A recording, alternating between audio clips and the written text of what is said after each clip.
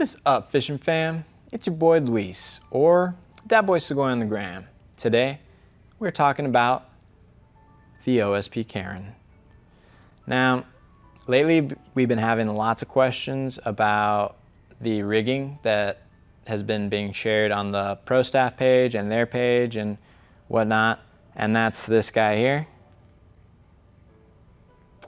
And you know I took that out and caught some fish on it for you. So I'm gonna show you how to do that too. So without further ado, let's get into it.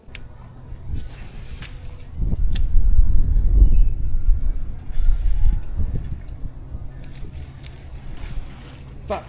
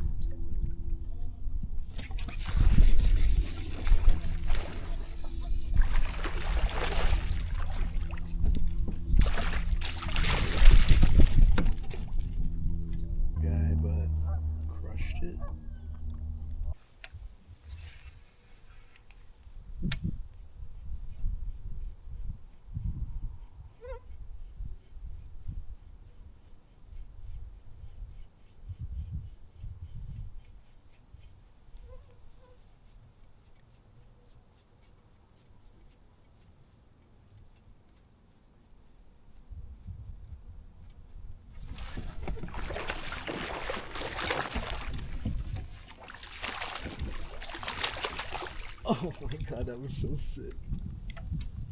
I saw that wake coming after him. So I slowed it down.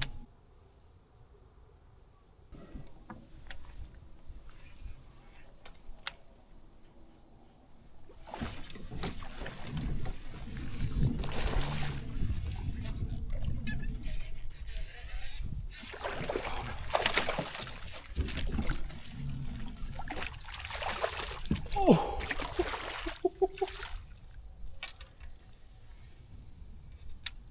Yes, sir.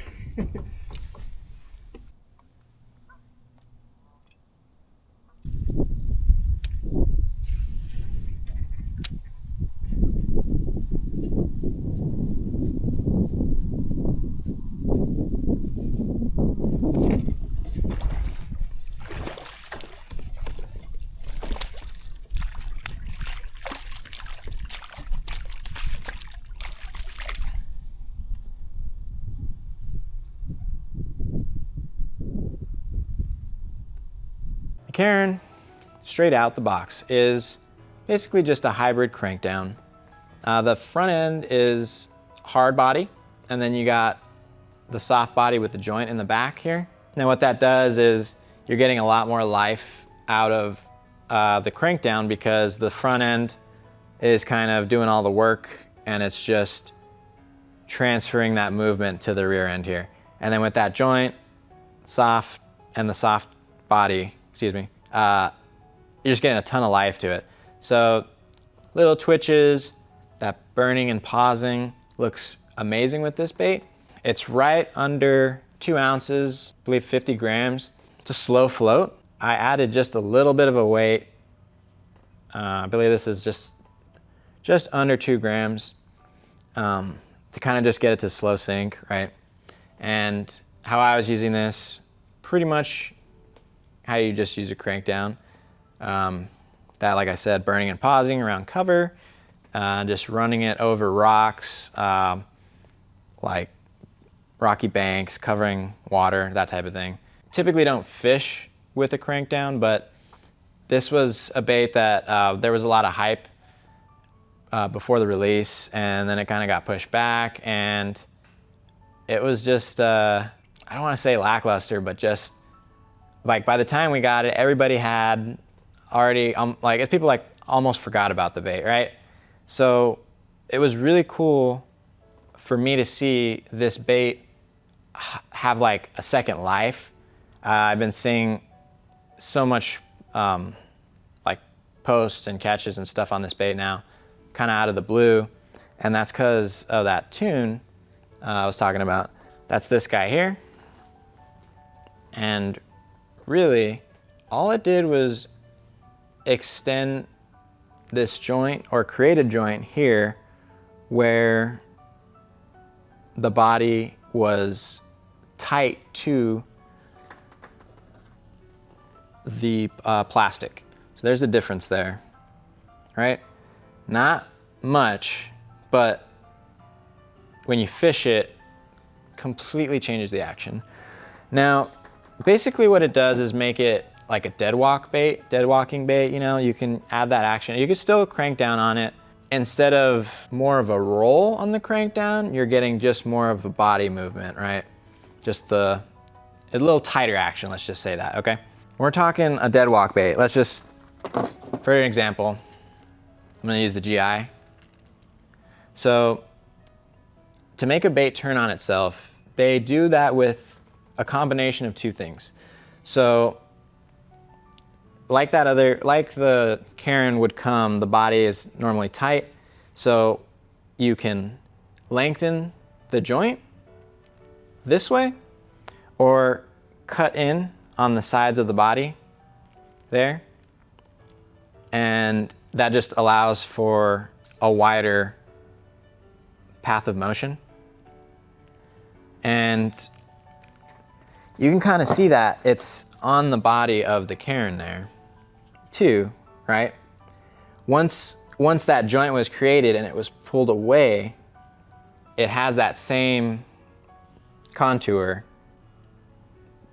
So it actually makes for an amazing dead walking bait. And I actually had, I don't know if it's because I can skip this bait into areas that I couldn't get in a dead walk bait before, or it just because it's a little different, right? It's with the hard front, soft back, a little bit of more movement to each twitch and or maybe just a combination of the two, you know? But this has been the bait that I've caught the most fish on a dead walk style. It took over the double header for me, that was my go-to dead walk bait before this guy. One of the things you could do is remove that back hook, right? You can get this into some really gnarly cover. The idea is you still have that front hook to hook the fish pretty good. And then you're getting a little bit more weedlessness from that lack of rear hook. Right out the package, you're gonna get your Karen like this. There is no joint, just a pin like these. Those rings here are for the pinhole, or guides for the pin that will hold the bait together normally, right? So what you're gonna do, if you wanna do that dead walk mod, you're gonna take your bait like so. If you had the pin in there, just pull it out, right out the box. You are going to remove that back hook and then remove the split ring. And you're just gonna pull it out like this. And it's gonna be like this guy, right? With no split rings. For terminal, right, it's gonna be a little dependent on brand. So I'm just kind of looking over real quick. What I have right now is the owner. And what you're gonna wanna use is a size 1 or 2. And like I said, depending on the brand, owner typically runs just a little bit bigger than, let's say the Ryugi or the BKK. So if you wanna nerd it up, we totally can. So if I'm gonna run those other brands, I'm gonna do a size 2 or 3 instead of the 1 or 2 in the owner. But like I said, if you wanna really go by measurements here, I got 5.1 millimeters for the outside circumference to 6.1 millimeters outside circumference. As long as you're in somewhere in that range, the pin should hold pretty well. One thing that kind of differs between my rig and the dude that came up with it, and we were kind of bouncing a little bit off each other, right? I noticed, like, he was kind of telling me he upsized the rings and he went to the next size up and didn't run the center ring. So he had just ran the top set and the bottom here, the next size up. And I think his reason was just to use less split rings. So there's not any, I had already done several like this and I didn't, you know, why change something if it's not broken, you know? So I just kept the slightly smaller one on there and ran the 3. To me, the 3 makes more sense because you have one more point of contact that could hold the pin in place, right? Moving on from there, once you got your split rings connected, you will connect the little string that it came with to that outside split ring that you just added there, right? So it's gonna look like that instead. And then you're gonna feed it back through the body here. Now the Karen comes with this little wire tool and it's made for just that. Just goes in the rear end there, out through the front. And you get your string, get it around the loop there. Pull it back through. All right. Like so. Reattach that rear split ring. Basically gonna be like this again, right? Split ring in there, rings in there. And then you're gonna take your pin. This is a little bit tricky part. It's not real difficult, just take your time. Now you need to line up all the split rings, the furthest out split ring in line with the pin. You get the split ring kind of started in there. I just used the back of the ring that's connected to the head to kind of push the split ring in there, right? And then when it's all the way in there, this is, like I said, it's just touch and go. So you get your pin and you just get one at a time, and you're gonna go through, you get one split ring and then go down to the next, get the next one. Then usually the only one that gives me trouble is that last one, and dang, I made that look easy. Normally it takes me a lot longer than that, but as you can see, I've done this a few times. So anyways, just like that, pins in, and you're good to go. Now, you can throw it just like that. It'll dead walk on you, perfect. Some things that I did, like I said, I was kind of talking with the dude that was putting it together. After I showed him the picture of how I had mine rigged with this rear feather, I noticed he started rigging his like that. He had put some cuts in the tail to kind of let it move a little bit more, which was basically achieving the same thing as me adding this feather. I'm a big fan of feathers, you know. So the idea with that was just kind of braking, like as the bait turns, it's gonna slow down the rear end there a little bit. And then it's just gonna add a little bit more action on the stop, right? You know, twitch, twitch, twitch, stop. Then the feather comes down, a little bit on the tail, you know. I ran a size 2 quad in the front, Ryugi. And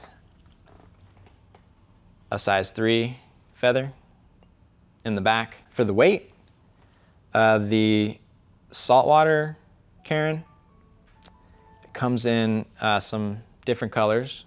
I like the little shiny cheeks on a couple of the offerings. Saltwater is more buoyant slightly, so it took a little bit more to get it down.